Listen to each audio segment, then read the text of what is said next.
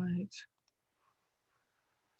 Okay, well, I would like to thank everybody for joining this affordable housing workshop where we're going to be talking about some policies and ordinances that can be implemented throughout the Mid-Coast, throughout your municipality to help solve this problem. Let me try and get my keyboard to work. There we go. So one of the items that each municipality or at your local level that you should probably decide is determine your affordable housing needs. So what types of affordable housing that can be promoted within your respective municipality and how that really will tie together with the regional approach. So here we have just a kind of a small list of people that are kind of being targeted throughout the Mid-Coast region for affordable housing needs. So maybe some of those don't relate to your housing needs within your municipality. Maybe a good portion of them do. So keep those in mind whenever you're coming up with your idea for affordable housing within your municipality. So some of you are probably very familiar with how to change a land use ordinance, and some of you probably are not, but I'm going to mainly talk about it from the comprehensive plan perspective. So when you have your comprehensive plan, it has your clear implementation strategies, or hopefully they're clear. And you go through your ordinance and how those correlate with one another and or how they don't, and how you can go through and change to make sure your ordinance reflects what your comprehensive plan's vision is so that you can obtain that 10-year goal. Some of those items within the comprehensive plan that would pertain to housing would be your residential growth areas. So within your comp plan, I would recommend that you revisit your growth areas and see if your minimum lot sizes or the recommended minimum lot sizes are reasonable for an affordable or median income housing. See if they're restrictive for like a one single family home or a multi-family home. See if there are density bonuses being offered for affordable housing. And if you have a comprehensive plan that has been in existence for a number of years, try to see if your growth area is actually attracting housing development. And if it's not, maybe you go back and revisit some of this stuff, your minimum lot sizes, if it's restrictive, if there's any bonuses, to see if you can attract housing development within your growth areas. Minimum lot size and density requirements. Minimum lot size is going to be probably mentioned quite a bit throughout this. But with regards to a cluster development and smart growth, here's like a few lists of benefits that would really come from it. And a lot of it is preserving open space, which it seems to be the concern for a lot of people. No one really wants a subdivision that comes in and it fits the need for affordable housing, yet it, scars the land. So a cluster development in the smart growth method really kind of ticks every box. It helps with the affordable housing and keeping with the open natural landscaping that everyone loves here in Maine. If you have a cluster development in your ordinance, I would encourage you to relook at it and see what it really entails and if it's too restrictive again. And then maybe a task would be to revise it a little bit to make it a little more encouraging for people to take it up. A lot of people, when they come in, they're looking at a development to make the most money they possibly can. So that would mean that that cluster development that exists in your land use ordinance, if it does, isn't incentivizing enough for a developer to take it up. So I would recommend looking at it again and seeing what could make it more incentivizing for a developer to take it up. And this is kind of an example. If you're unfamiliar with a cluster development for a subdivision would be, this is kind of an example. So the example on the left is the traditional subdivision, and the one on the right is more the cluster, keeping it more open landscaping. And it can increase affordability by keeping the infrastructure less expensive, preserves your land and open space, and for rural activities such as farming and recreation. We also have accessory apartments or granny flats, pardon me. that can be utilized. I know there's some talk about this at the state level, but this is an option that can be utilized within municipalities if you're interested in it. I know there are a lot of old, larger homes that tend to have just one resident living in, or just a couple living in it. So maybe a land use ordinance might not be allowing of an additional dwelling unit to exist. But if that ordinance did allow it, then maybe that person would go through that process of making their house into an additional dwelling unit. It would also give them supplemental income, and it would fit the need of affordable housing being filled within your municipality and within the region. Density bonuses.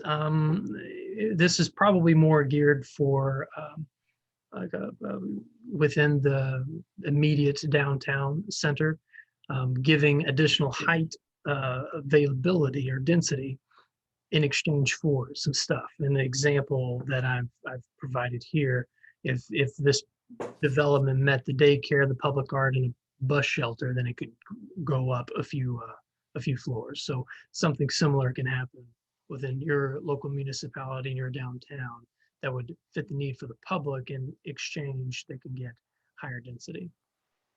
But with that, you would need to also consider your height restrictions. So you would have to look at those in addition to your density bonuses.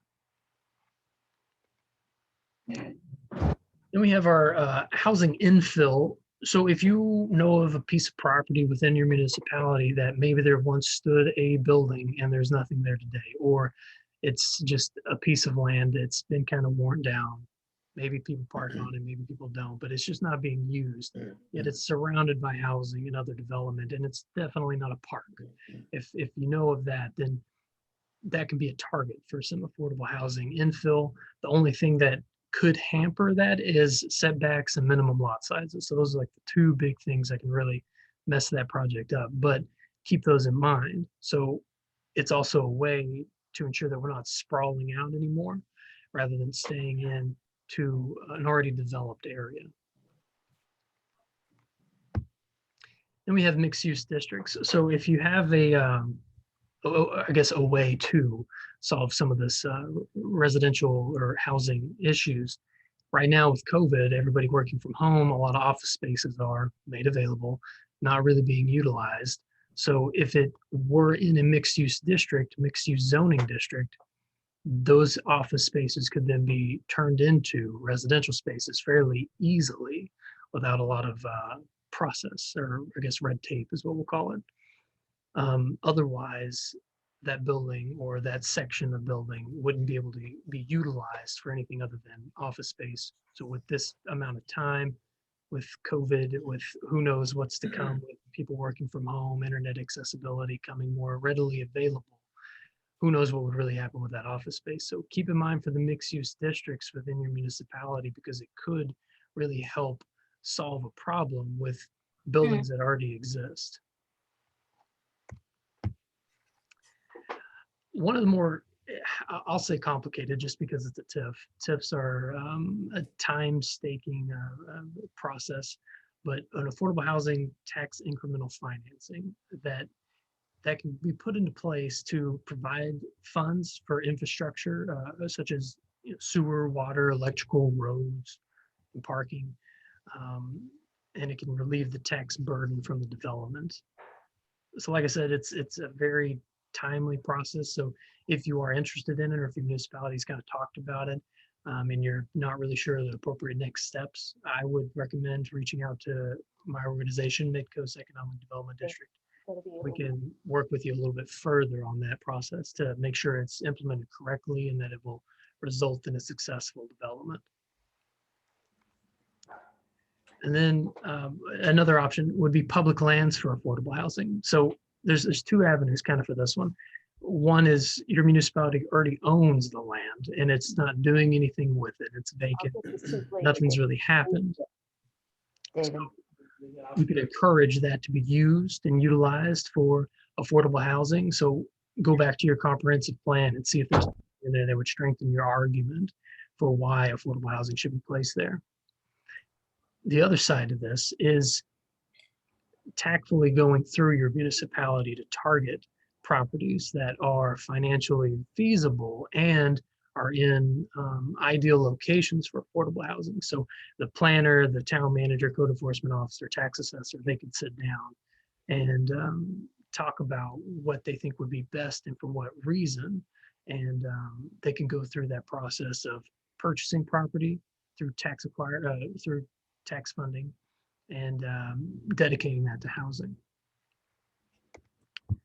And then the last slide that I'm going to spend time talking on before I open it up to everybody is conversion of commercial building into affordable housing. So I mentioned it in the mixed use slide, but if this is just a commercial building, just in a commercial zone, then all it can really be utilized for is commercial purposes. So if it's left alone, it would run into the issue of falling apart from not having been used, not being maintained, maintenance, and the such. So in order to preserve the building, you could go through a process of changing some zones to make it more indicative to do both, for the mixed use.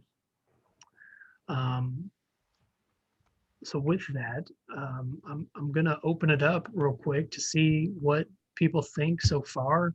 If you have any questions or you have like an idea, and before I go, I had a couple people that had a chat.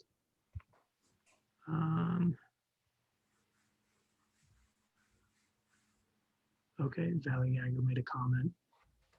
Okay, to everybody, so everyone can see those comments. So right now, I see a Jay Martin with a hand raised. If you want to go ahead. Sure. Thank you. Really appreciate you doing this. And just a question, and I've been in this field a long time, and we're trying to tackle this. On the planning and development director for the town of Camden. We've been trying to tackle this here in Camden. I think lots of people have been trying to tackle it. And I see your cluster development layout. I mean, that's kind of the standard, which has been in place for many years on how to do cluster and all that. But what I don't see anywhere in the mid-coast is any of this. And it's been, you can get down to Brunswick and Portland and up in the Bangor area, you have some of it, but we have no developments anywhere at all happening that I'm aware of, where you have a developer or someone that's actually moving forward with projects like this. And I'm just curious, I mean, what I see as the challenge, obviously, is the cost of materials, the cost of labor, the labor shortage. I don't see zoning as the challenge in this, and at all, because towns can do what they'd like to do and make changes pretty rapidly and pretty easily. Totally in line with what you're doing. And in Camden, we've done accessory dwelling units allowed in every zone as a matter of right now.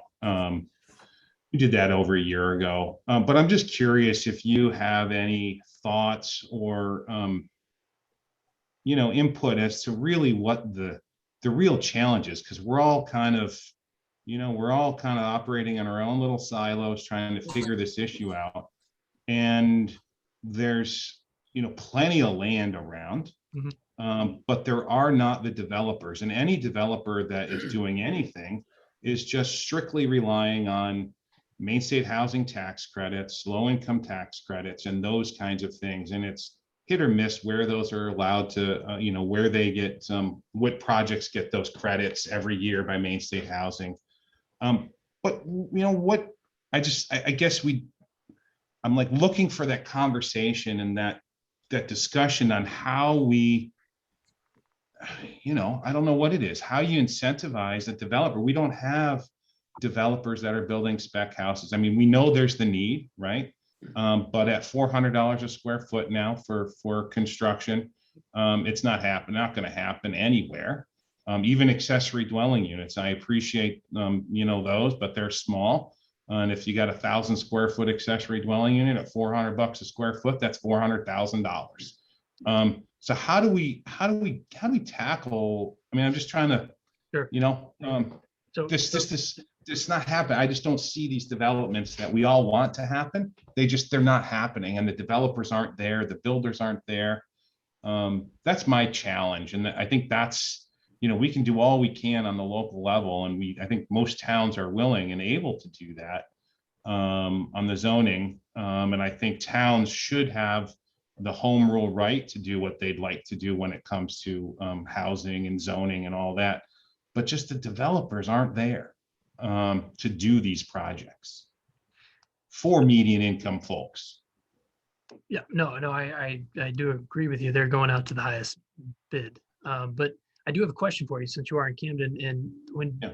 do developers, when they're interested in the area, do they come and talk to you and say, hey, I'm interested in doing the development, or do they just come in and say, this is what I'm going to do, let's get it approved by the planning board? Do they take any insight? Yeah. Do you try to convince The them? only time, and I got to think this is true everywhere, the only time anyone's really doing anything is if they've got some tax credits involved. Yep. Outside of that, I don't think there's any developers that are approaching any town saying, hey, I want to do a cluster development that is tax credit free, not involved with main state housing, that they just want to do a project. And I just don't see it happening anywhere. I'm dealing with an issue right now in Camden where our open space, I really appreciate the need or the desire for open space subdivisions and cluster subdivisions. I think those are decades old in thinking, in my opinion. We have an open space ordinance that requires 7 acres per dwelling unit. So if you're trying to do 30 units, you got to come up with 210 acres. And imagine coming up 210 acres in the town of Camden and what that costs. Yep. Is that in your rural area? Yes. Yeah. Yep. So just my thoughts there. Thank you. I guess this is Mary Jane. I guess what I'm seeing is, if you do have people coming in and buying up houses and turning them into short-term rentals. I've seen that with my old house in Camden, and the price has gone crazy, and there are plenty of people that can afford a carpenter at a huge rate. So we're actually, when you do that, we're losing housing stock for year-round people and for seasonal workers. So that's a detriment to me. In Camden, we did adopt a short-term rental registration ordinance this year to limit that issue. And I would encourage more towns, if they do allow accessory dwelling units, to limit short-term rentals in their communities, or at least the times that they can be rented. Hi, folks. Good afternoon. This is Daryl Sterling. Can you hear me okay? we can, yes. I do economic development consulting for different communities. I'm based in Bath. I'm currently in Richmond. You're an idiot. and Rangeley, but a couple of things that could address what was raised a few minutes ago. There's a stigma right now with all the MCOG, the different credits, and there's some blowback even using the term affordable housing. What's fitting more appropriately is almost what we call attainable housing and workforce housing. And so what we're doing with the developments, I'm working with 2 key developers right now on a project with density bonuses in a downtown where there's a number of units that can be built are 20. So what we're doing is long-term rental housing, because that's a critical need, especially in Rangeley with the opening of Saddleback and a few other things, and infill with all those downtown Rangeley aquatic businesses. So one of the things I like the format of MCED's proposal today, your workshop, is to get into the moderate income where there are certain percentages of those without doing any of the tax credits where it becomes Section 8, affordable, because there's really a lot of pushback. And with the increased property values and all the homes being bought and they're listed 2 hours later instead of being on the market for 6 months or a year, we're trying to find that niche so that we can utilize some TIF, we can utilize some of the marketing pieces as well to get these occupied almost in a co-op way. And we have a couple projects ready to launch right now that I'm very excited about. So we're taking a little bit different approach from the usual. So we may have a lodge type of unit that has X number of 1 and 2 bedroom apartments in it, but we're also looking at putting in some duplex that can be purchased as well to go with the long-term rentals. And I'll keep you posted on that, but I'm excited about that project. And we have a really good workforce attainable housing project happening in Richmond as well. Thank you, Daryl. Just real quick, we had a couple of hands up and I don't know who was first. So Jonathan and Valley, go ahead. Then Jonathan. I just wanted to comment on the first person talking about Camden and trying and not seeing development. You know, it's so complex, but basically it's that the numbers don't work. We had a couple 6 years ago in Rockland who had inherited a piece of property. They wanted to do a cluster development in it. They spent 2 years working on it. And in the end, the requirements for just the kind of road and the width of that road and the sidewalks and basically made it unaffordable unless they could sell each of these small 1,000 to 1,500 square foot houses for $330,000 or more. Rockland at the time did not have that kind of value. That's probably changed now. Camden probably is at a place where you could do a sort of cluster development, pocket neighborhood that Ross Chapin, the architect, is doing all over the country. But those great little projects are not for middle-class people. They are selling for, you know, this was 5 years ago, 350 to 600,000. So the numbers don't work. The building costs for new construction are so high. The requirements by towns for the kind of roads you have to have, infrastructure you have to have, sidewalks, streetlights, just make it unattainable right now unless we start to really get creative about what we have to have versus what we'd like to have. Sure. And to that, I mean, you know, those requirements can be, you know, changed in a way. A municipality can sit down and look at it and try to make it more attainable or affordable, or really focus on the density bonuses. You know, if you can get some affordable housing in, then you get your density bonuses. And Camden might not work there at all and might work better than somewhere else.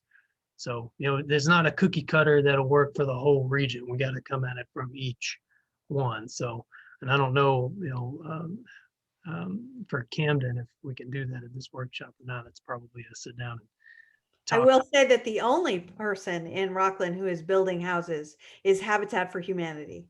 And it's because they can build a house for way, way under the $400 per square foot, because they do volunteer labor and they get a lot of contributions for building materials. So sad to say, for working class, middle class housing, they are at the moment the only game in town. And we've been trying to talk to Maine Housing to say, look, habitats are all over the state. You need to work with them. With a little bit of funding, they can actually put units on the ground in a way that developers right now cannot. Jonathan? Thank you, Orion. I just wanted to, it was also, this is based on Jeremy's talk about cluster housing, because I know Rockport has Ingraham Corner out at the intersection of 90 and 17. It's been set up and readapted about over the last 30 years. And recently I was just attending a couple of meetings about that. But I don't quite understand TIFs and that sort of thing. So if there's no sewer or water to that property right now, getting that out to that is, how would the town of Rockport make that more realistic for that type of development in that cluster housing? Yeah, so, you know, that is, I've actually got the Ingraham Corner plan sitting on my desk. The 20-year-old plan, isn't it? It's an old one, but yeah, I mean, getting the sewer out to them, it grows up in price every year just to get the sewer out to them. We've looked at it, we've gotten some pricing, and it is extremely expensive to do.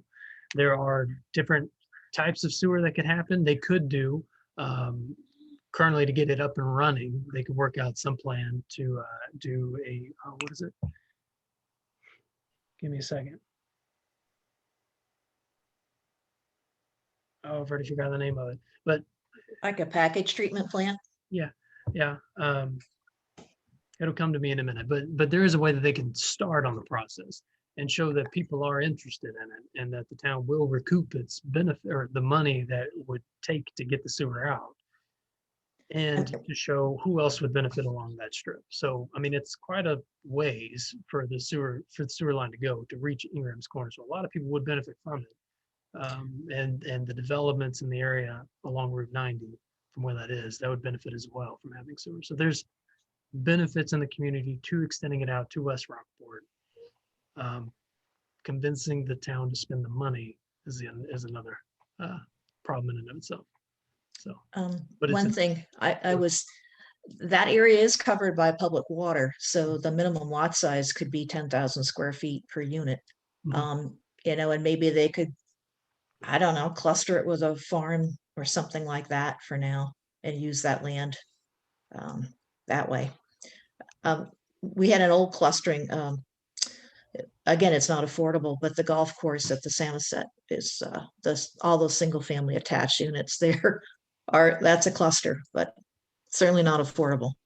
Mm.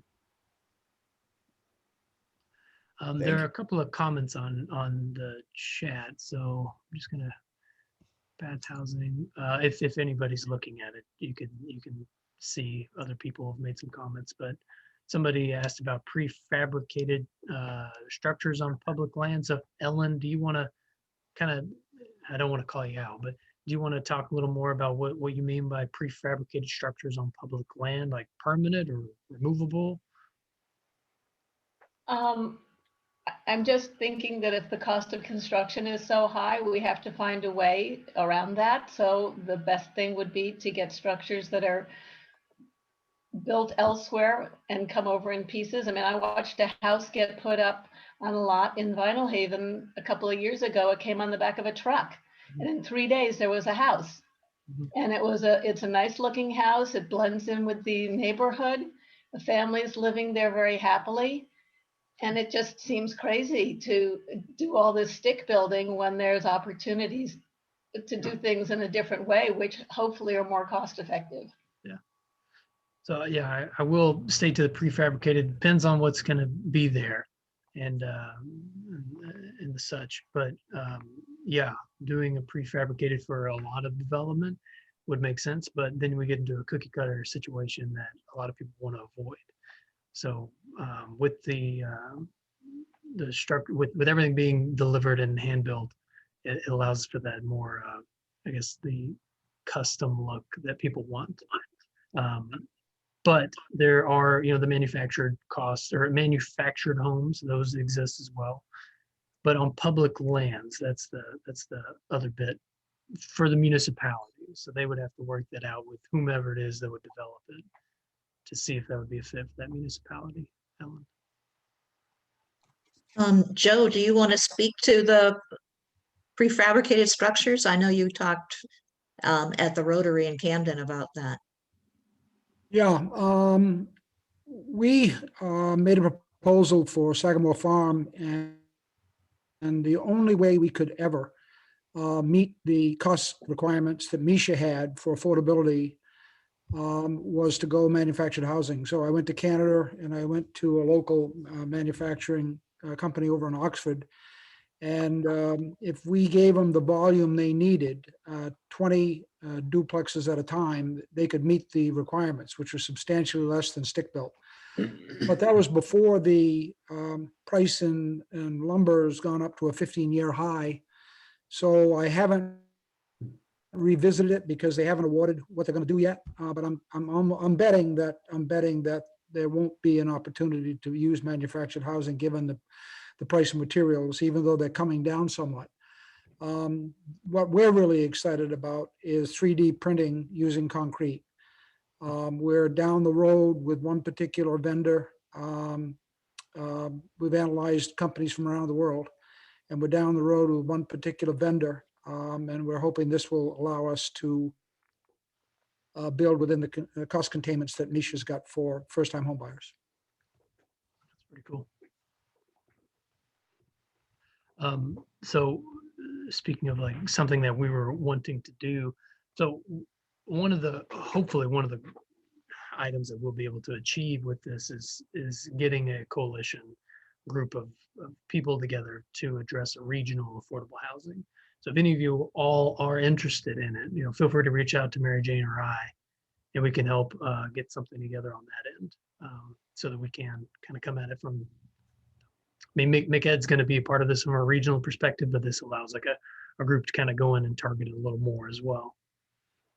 Stephanie Smith, you raise your hand. Yeah, I just wanted to say there's a group of us trying to get a mid-coast housing trust set up that would not just be clustered and not just be in Camden, but anyone knows who's interested in a housing trust similar to what's on Mount Desert Island, the Island Trust. You can contact Jeremy or me. And that's a way, it's not huge, but it's a way to add some houses if we can get it off the ground. Stephanie, could you put your and Jeremy's contact information in the chat? Yes, I'll put mine in.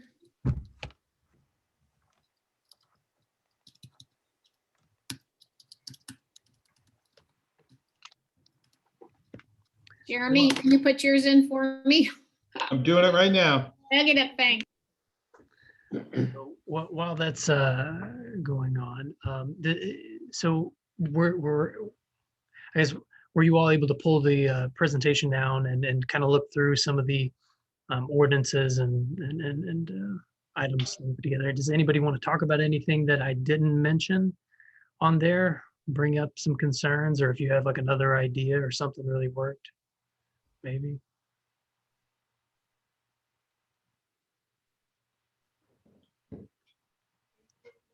This is Mary Jane. Go ahead.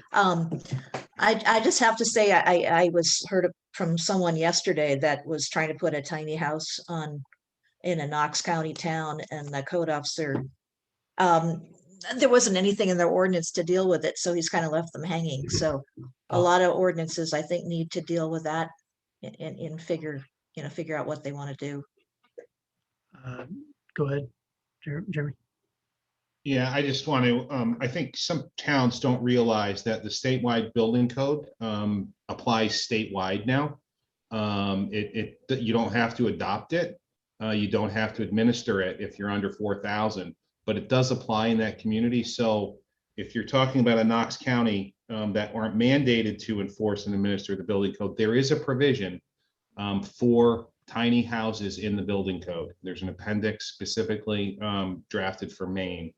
I also serve on the state building technical building codes and standards board. So there is a code that allows tiny houses in Maine. The legislature also tweaked the rules on over the road, if you will, over the road short tiny houses on chassis. So they are for the most part allowed everywhere now in the state. So I think that is a code. Nothing against that code officer, but I think sometimes the message is not out there well enough and understood enough on what is allowed in the state of Maine. So I'd be more than happy to help you with that if you want to reach out to me separately. Jeremy, does that also relate to a town's minimum dwelling size? Does that preempt it? I believe it does. I don't think. Yeah, I mean, your minimum lot size is still your minimum lot size, right? This has nothing to do with minimum lot size. This is, we're talking about dwelling it on a lot, right? Valley. You're on mute. Oh, sorry. God, you'd think I'd have it down after 16 months of Zooming, wouldn't you? The law on the tiny houses says that they can now be considered primary dwelling units, so that you can't prevent them. On the other hand, you still, it doesn't mean they're allowed everywhere. I have a bill in that passed unanimously through committee to allow accessory dwelling units in every town, anywhere a primary family house was allowed. And it's still, it passed unanimously, it went under the hammer. And the Maine Municipal Association was successful in convincing the Appropriations Committee that there would be a cost to towns that they needed to reimburse since it was a mandate, and they slapped a $95,000 a year cost to it, on the assumption that every town would have to have a code enforcement officer dealing with one application every week for at least 30 minutes. And I said, that would be 52 accessory dwelling unit applications per town, which if we should be so lucky that would happen, that would be 25,000 housing units a year. But I bet Jeremy can tell us how many applicants he gets a year for accessory dwelling units. And it's probably like 5, right? 7, maybe. Yeah, I think, Val, I think there were still some challenges with that bill, and I appreciate your goal there. I think certainly shoreland zoning limits dwelling units, and I think that was part of the challenge. You know, and I think home rule was part of the other big challenge. And I think we got to convince towns, rather than a mandate from Augusta, that we have to convince towns that there is a need for these things. And I think most towns recognize that there is a need for affordable housing, and let those towns manage it and handle it, because we do allow these under the building code now, which applies statewide. So I definitely Jeremy, how many applaud. applications are you seeing a year for accessory dwelling units? I think this year we've done 15, I think, thus far this year. So that's not too bad. No, I that's think not bad at it's all. pretty good. Now, who's living in those would be my guess. Most of those people are from away, Short-term you know, that are rental. living here part-time. But we require them to be the primary resident of those that are occupying those structures. And we define primary residence as 6 months plus 1 day. So it does give people the flexibility to live there permanently, but move out, say in the summertime, if they want to comply with local short-term short-term rental registration requirements. They can at least offset some of the costs and taxes, et cetera. So I was pleased with about 15 this year. Mm.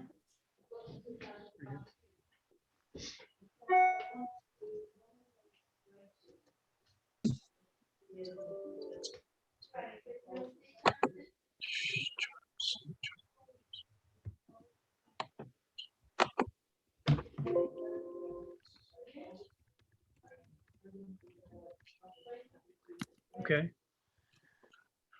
Well, does anybody else have anything they would like to add or comment, or say you're interested in joining the Regional Affordable Housing Coalition, and we can get your contact info and start that process? I got a couple people who have messaged me, so, but You know, I think one of the struggles that I always, and I'm sorry, just to maybe, I don't want to take up, you know, more time with me, but I think one of the challenges is, you know, we talk about we need housing. Mhm. We also talk about we need employers or employees, right? And the employees that all the businesses need, there's no place for them to live. So it's like this, this circle that just can never, you know, just doesn't seem to be fixed. So I'm happy to hear what Daryl's doing in, you know, certain parts of the state. I also read what Rangeley is now, or Saddleback is now looking at some lodging up there for employees. So I think it's great. I think we just need to be thinking and constantly thinking and get away from, I mean, it's going to be a long haul for me to change and get voters to approve in Camden revising our open space zoning ordinance. I think, I mean, I hope not, but when you're telling a community that really values its open space and the natural scenic beauty. Meanwhile, by the way, we have over a third of our town is forever preserved, which people don't realize, but to still require people to have such an immense amount of lot size to do 3 house lots. I mean, you need 21 acres in our rural area to do 3 dwelling units. And to try to get people to understand that we need to change that, it may be challenging.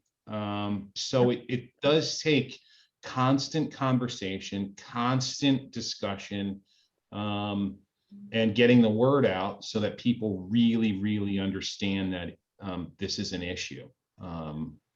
So these kind of ongoing discussions with planners and, you know, town officials and the community and developers is great, and we should just keep it going.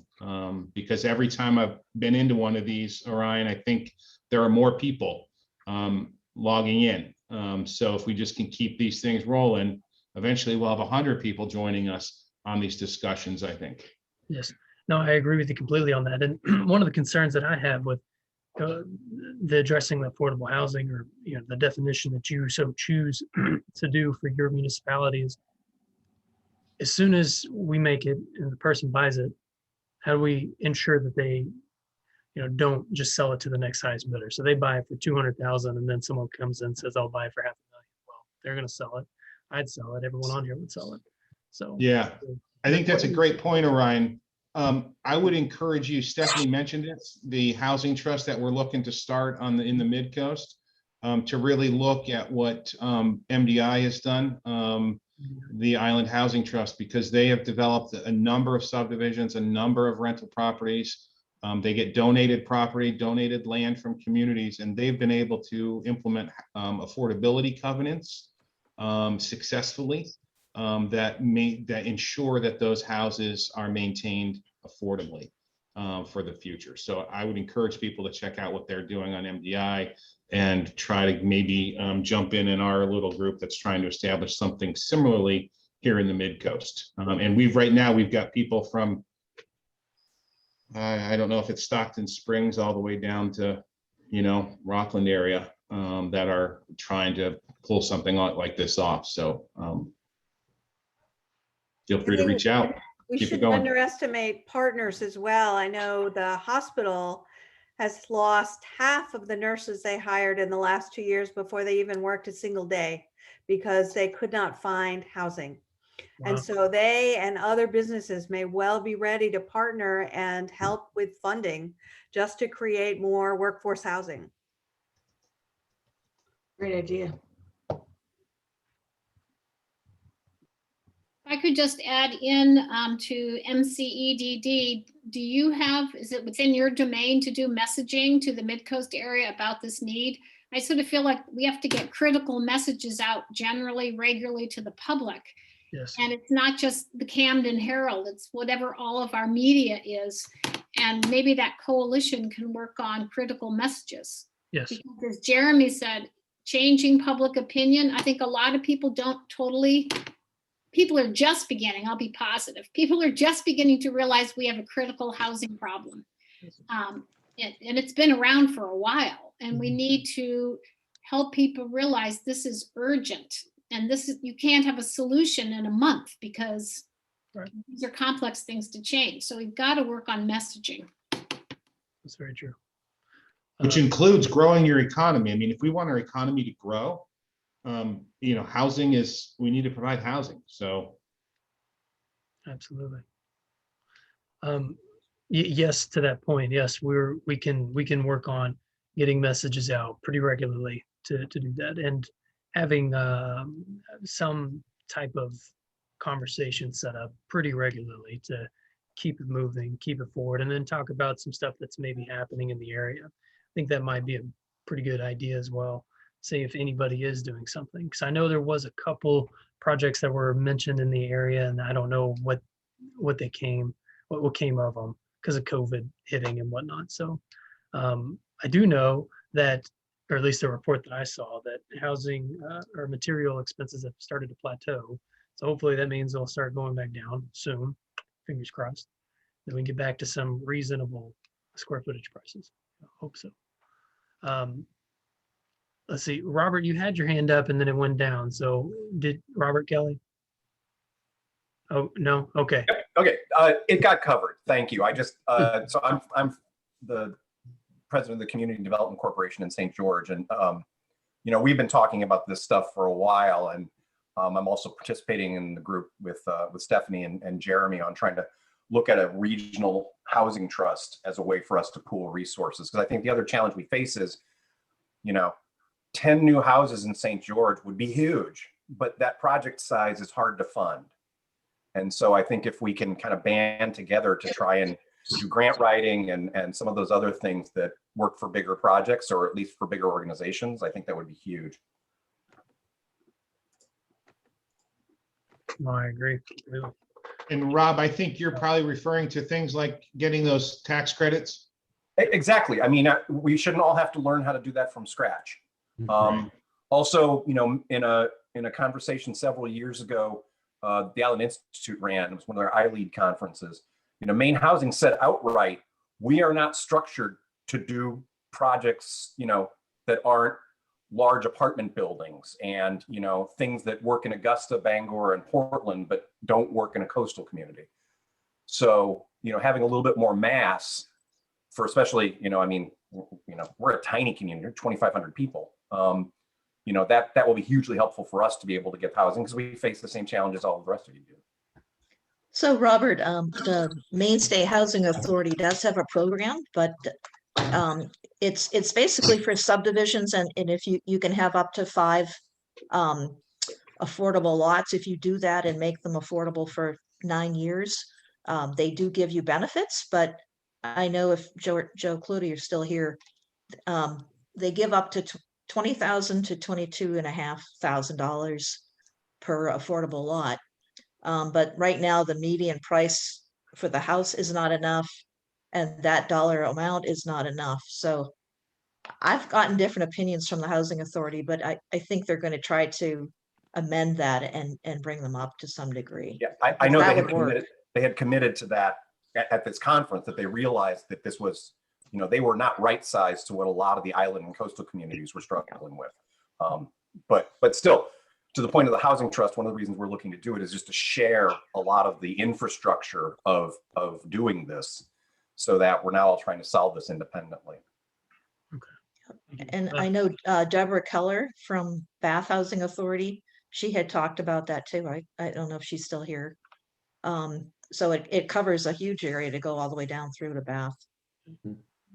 So I got some hand raised. Jonathan, I saw yours first, and then Valley. So my question is to the marketing, as Stephanie brought up, and that housing regional housing trust group is talking about obtaining funding for studies to more accurately reflect what's needed. But those of you who are more connected to the broader region or the state, is there funding for a marketing campaign to raise public awareness? Is there a housing crisis version of Gut Milk that could get attention in regions or in parts of the state that really have this issue? Because nobody solves a problem they don't have. Nobody solves a problem they don't know they have. And I appreciate the silence, but I was going to say, yes, this certain state department can do that. But anyway, I would think that would be a primary place to go at first. I think you're right. I wonder if the Maine Community Foundation would be interested in doing something like that. Maybe. Check with them. Valley? I was just going to say that Maine Housing has been encouraged and is committed to changing the way they're doing things. And for instance, the project, which is just 12 units in Rockland by Habitat for Humanity, is working with Maine Housing. Their funding is coming from Maine Housing, and that is a first for Maine Housing to do. So I'd reapproach them about working with your own community. I think that times are changing because we're all quite desperate. The other thing I would say is just to push back a little bit on Jeremy. I think the reason you're so important, MCOG, and the reason the state matters is that I spent 6 years on city council trying to get an accessory dwelling unit passed. It passed the 7th year. Mhm. I don't think we have that kind of time with every single community, and you don't always have somebody who is single-minded enough to bring it forward every year, no matter the pushback. The reason I think the state has a role is that often if you're a town official or a city official, you have to be responsive to your current residents, not future residents. The state has a larger obligation to look at what is important for this state's future. And that's why I think there's a role to play for both a regional organization like MCOG and for the state, because I don't think we have the time, bandwidth, energy to go town by town. This is a change that needs to happen, or Maine will become not just old, but increasingly poor. We have no workforce housing. We have people who would love to move here and aren't because they can't. And so I have it be beyond urgent for our future. But if you're somebody in your city and you're happy with your town just the way it is, and you're one of the winners, you have a fair amount of energy and time usually to make sure that doesn't change, and you're not thinking about the future. And that's why I think larger regions and state have a role to play. And so I applaud Maquette. I really appreciate you're doing this, the third of your housing. I think this is how the conversation starts. I think I cooked into the first one, and as Jeremy said, there were, I think, 5 people at that one. There were 31 today at this one. So the conversation's starting to happen. People are starting to get it. And the more we do this, the more regional conversations we have, the more it starts to happen. And the more people come, the more ideas that are outside the box. We're not going to get there with the way we have done things in the past. I agree, and thank you for that. Rosanna, you had something? One other aspect that follows on Valley's comments, and that is the state's concentration today on climate change. And building housing the right way is an effective climate change strategy. So, and I know that Maine Housing already has higher than the base minimum standards for the housing complexes that they support. And one of the state climate strategies is to lead by example. So we have the additional opportunity when we build affordable housing to build units that are highly insulated, so they're very high performance buildings, and that use clean energy to provide heat and cooling. And Maine Housing is tuned into that. So I just want to put a plug in that in for that. Well, I could offer one thing. We look at this issue similar to the broadband issues that Maine has faced. And I like an old DOT piece where they talk about complete streets. So when we look at smart build, green build, climate change, fiber to premises, workforce housing, yada, yada, yada, it all needs to be packaged in that marketing piece to be able to provide that in an affordable way. And that's a lot of the emphasis that we're putting on the communities that I'm working. So I'll keep you posted as we're making progress in putting those things together. Sounds good. Okay. Well, we got 5 minutes till the hour. So does anybody else have anything else they want to throw out there? It sounds like we should keep this going. So we're going to do that then. And we're going to come up with some different strategies for the next time that we talk. And probably a process, either monthly or what time frame to talk on and such. But we'll make sure to get everything out there. So does anybody else have anything they want to add in the last 5 minutes? Okay. I would love to get Daryl's email address. I'm not sure that I have it. So if you could put that in the chat or whatever, that'd be great. Sure. For your email address. Yep, do it right now. Thank you. Rosanna? Yeah, I just wanted to say I put my email address in the chat also, and our co-housing organization is very interested in being part of the coalition to promote affordable green housing in the Mid-Coast. So I really look forward to working with you on it. Perfect. Yep, I got you there. Very cool. Well, I'd like to thank everybody for, joining in on this. Hopefully we'll be able to get something together to address this. It's a problem. We can address the problem. So thank you very much. And feel free to reach out to either Mary Jane or I with any questions, follow-up concerns. Or if you see something, you're driving down the road, obviously pull over safely, but send it to us.